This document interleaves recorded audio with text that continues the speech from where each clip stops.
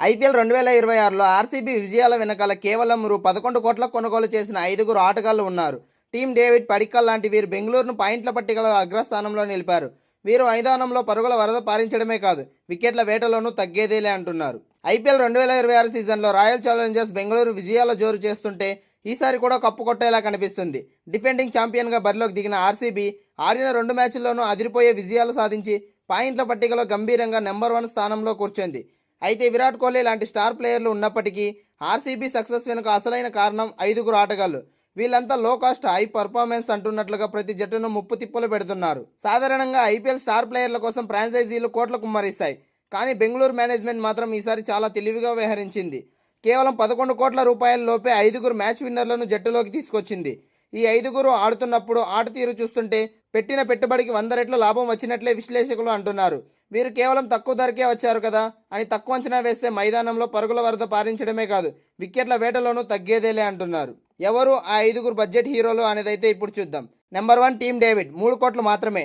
చెన్నైపై 25 బంతుల్లోనే 70 పరుగులు చేసి విధ్వంసం సృష్టించాడు. ఆఖరి ఓవర్లో సిక్సర్ల వర్షం కురిపిస్తూ ఫినిషర్గా తన సత్తా చాటుకున్నాడు. Number 2 Devdutt Padikkal. Local boy మళ్ళీ తన ఫామ్లోకి వచ్చాడు. వరుసగా 2 హాఫ్ సెంచరీలు బాది ఎస్ఆర్హెచ్పై 61, సిఎస్కేపై 50 టాప్ ఆర్డర్లో వెన్నుముకలా నిలుస్తున్నాడు ఆర్సీబీకి. నెంబర్ 3 జాకబ్ డఫీ 2 కోట్లు మాత్రమే. బౌలింగ్లో మ్యాజిక్ చేస్తున్నాడు. హైదరాబాద్పై కేవలం 22 పరుగులే ఇచ్చి 3 వికెట్లు తీసి గెలుపులో కీలక పాత్ర పోషించాడు. ఇంకా రొమారియో షెఫర్డ్ కేవలం 1.50 కోట్లు మాత్రమే. బేస్ ప్రైజ్కే దొరికిన ఈ ఆల్రౌండర్ ఎస్ఆర్హెచ్ పై 3 వికెట్లు తీసి తన విలువను చాటుకున్నాడు. నెంబర్ 4 జాకబ్ బెతల్ 2.60 కోట్లు మాత్రమే. ఈ యంగ్ ప్లేయర్ జాకబ్ బెతల్ కూడా తన వంతు పాత్రను సమర్థవంతంగా పోషిస్తూ టీం బ్యాలెన్స్ను పెంచుతున్నాడు.